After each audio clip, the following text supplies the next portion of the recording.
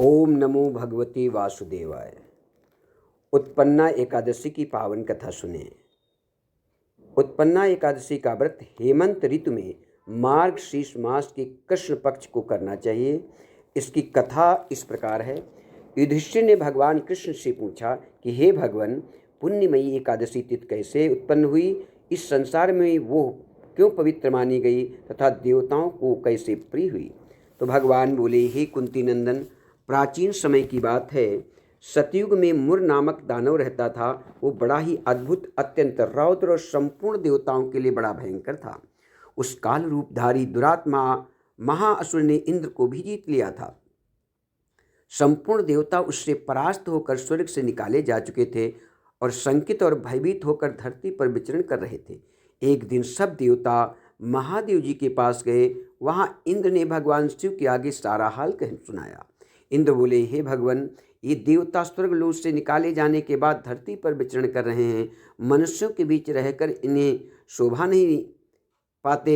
हे देव, कोई उपाय बताइए, देवता किसका सहारा लें। महादेव ने कहा, हे देवराज, जहाँ सबको शरण देने वाले, सबकी रक्षा में तत्पर रहने वाले जगत के स्वामी भगवान गरुड़ध्वज विराजमान हैं, वहाँ जाओ, वे ही तुम लोगों की रक्षा करेंगे।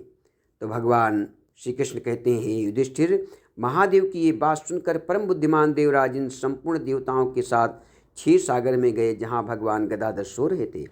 इंद्र ने हाथ जोड़ करके उनकी स्तुति की।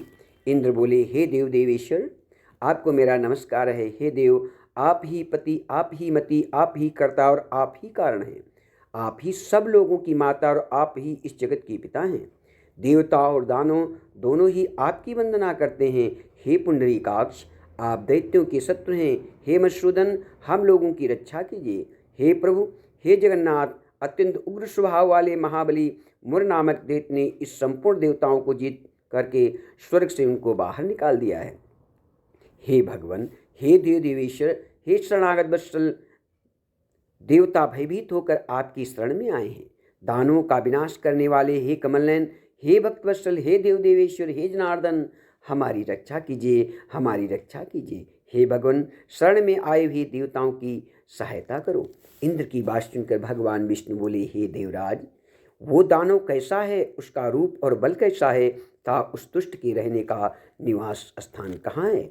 इंद्र बोले, हे देव देवेश्वर, पूर्व काल में ब्रह्मा जी के वंश में तालजंघ नामक एक महान असुर उत्पन्न हुआ था, जो अत्यंत भयंकर था। उसका पुत्र मुरदानव के नाम से विख्यात है।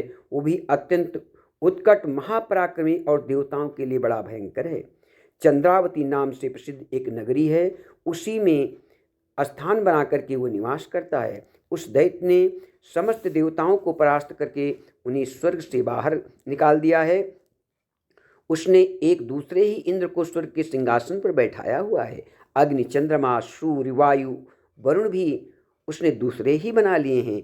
हे जनार्दन, मैं सच बात कह रहा हूँ, उसने सब कोई दूसरे ही कर लिए हैं। देवताओं को तो उसने उनके प्रत्येक स्थान से वंचित कर दिया है। इंद्र की ये बात सुनकर कि भगवान जनार्दन को क्रोध आ गया और उन्होंने देवताओं को साथ लेकर चंद्रावती नगरी में प्रवेश किया। भगवान गदाधर ने देखा कि दैत्यराज बारंबार गर्जना कर रहा है और उससे परास्त होकर के संपूर्ण देवता दसों दिशाओं में भाग रहे हैं। अब वो दानव भगवान विष्णु को देख करके बोला, खड़ा रहे, खड़ा रहे। उसकी ये ललकार सुनकर भगवान के नेत्र क्रोध से लाल हो गए। वो बोले, अरे दुराचारी दानव, मेरी इन भुजाओं को देख। ये कहकर श्री विष्णु ने अपने दिव्य बाणों से सामने आए हुए दुष्ट दानव को मारना आरंभ कर दिया। दानव भय से विह्वल उठे। पांडुनंदन तत्पश्चात श्री विष्णु ने दैत्य सेना पर चक्र का प्रहार किया। उससे छिन्न भिन्न होकर सैकड़ों योद्धा मौत के मुख में चले गए। उसके बाद भगवान मधुसूदन बद्रिकाश्रम को चले गए। वहाँ सिंहावती नाम की एक गुफा थी, जो 12 योजन लंबी थी। हे पांडुनंदन, उस गुफा में एक ही दरवाजा था। भगवान विष्णु उसी में सो गए।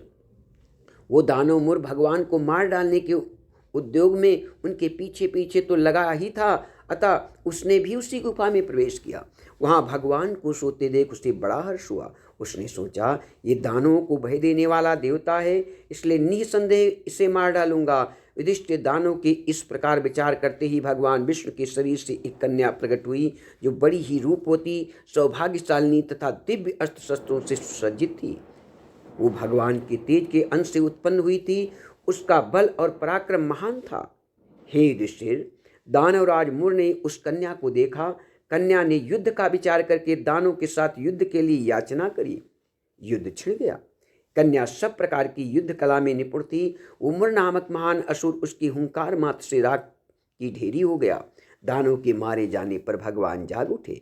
उन्होंने दानव को धरती पर इस प्रकार निष्प्राण पड़ा देखकर कन्या से पूछा, ये मेरा शत्रु अत्यंत उग्र और भयंकर था, इसको किसने मारा? कन्या बोली, स्वामी, आपके प्रसाद से मैंने ही इस महादैत्य का वध किया है। तो भगवान ने कहा, हे कल्याणी, तुम्हारे इस कर्म से तीनों लोकों के मुनि देवता आनंदित हुए हैं, इसलिए तुम्हारे मन में जो इच्छा हो उसके अनुसार मुझसे कोई वर मांग लो। देव दुर्लभ होने पर भी मैं वो वर मैं तुम्हें दूंगा, इसमें संशय नहीं है। वो कन्या साक्षात एकादशी ही थी। उसने कहा, हे प्रभु, यदि आप प्रसन्न हैं तो मैं आपकी कृपा से सब तीर्थों में प्रधान, समस्त विघ्नों का नाश करने वाली तथा सब प्रकार की सिद्धि देने वाली देवी हूँ। हे जनार्दन, जो लोग आप में भक्ति रखते हुए मेरे दिन को उपवास करेंगे उन्हें सब प्रकार की सिद्धि प्राप्त हो। हे माधव, जो लोग उपवास, नक्त भोजन अथवा एक भुक्त भोजन करके मेरे व्रत का पालन करें उन्हें आप धन, धर्म और मोक्ष प्रदान कीजिए। अब एक भुक्त अर्थात एक दिन में एक बार फलाहार करना। नक्त भोजन अर्थात दिन के 8वें भाग में जब सूर्य का तेज मंद पड़ जाता है उसे नक्त जानना चाहिए। गृहस्थ के लिए तारों के दिखाई देने पर नक्त भोजन का विधान है और सन्यासी के लिए दिन के 8वें भाग में, क्योंकि उनके लिए रात में भोजन निषेध माना गया। श्री विष्णु बोले, हे कल्याणी, तुम जो कुछ कहती हो वो सब पूर्ण होगा।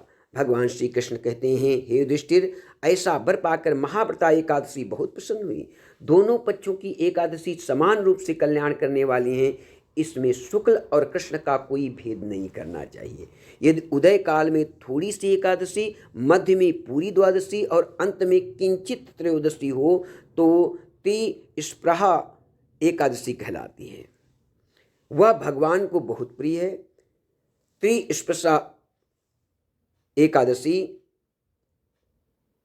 को उपवास कर लिया जाए तो 1000 एकादशी व्रतों का फल मनुष्य को प्राप्त होता है। इसी प्रकार द्वादशी में पारण करने पर 1000 गुना फल माना गया है।